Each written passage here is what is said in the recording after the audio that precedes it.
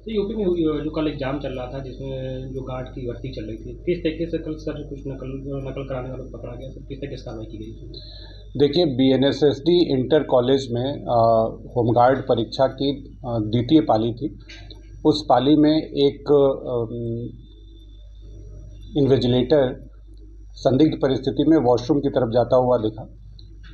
हमारे जो पुलिसकर्मी वहाँ पे तैनात थे उनको कुछ सस्पिशन हुआ। सस्पिशन के आधार पर तत्काल वहाँ जो सहायक केंद्र व्यवस्थापक थे और जो हमारे कंट्रोल रूम के प्रभारी सब इंस्पेक्टर थे उनको बुलाया और बुला करके उसकी तलाशी ली गई। तो उन्होंने अपने पैंट में पीछे की तरफ जो क्वेश्चन पेपर की बुकलेट थी उसको छिपा करके रखा हुआ था, वो सील्ड थी।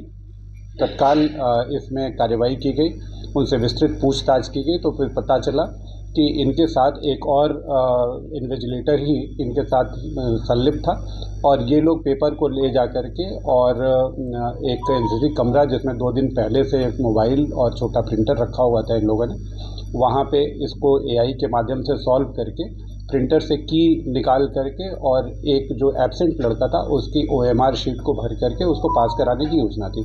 इस पूरी योजना में एक कॉलेज के केमिस्ट्री के लेक्चरर भी सम्मिलित थे और उन्होंने ही सारी चीज़ें फैसिलिटेट कराई थी। ये बाहरी लोग थे, इनकी पहले ड्यूटी लगाई, एक ही कमरे में ड्यूटी लगाई गई और जो एनसीसी रूम था उसकी चाबी भी इन्हीं लेक्चरर महोदय के पास थी और इन्होंने ही सारी चीज़ें उपलब्ध कराई थी उनको। इस सूचना के आधार पर तीनों को गिरफ्तार कर लिया गया है। समुचित धाराओं में थाना कर्नलगंज पर अभियोग पंजीकृत किया गया है। नियमानुसार एसीपी कर्नलगंज द्वारा इसकी विवेचना की जा रही है।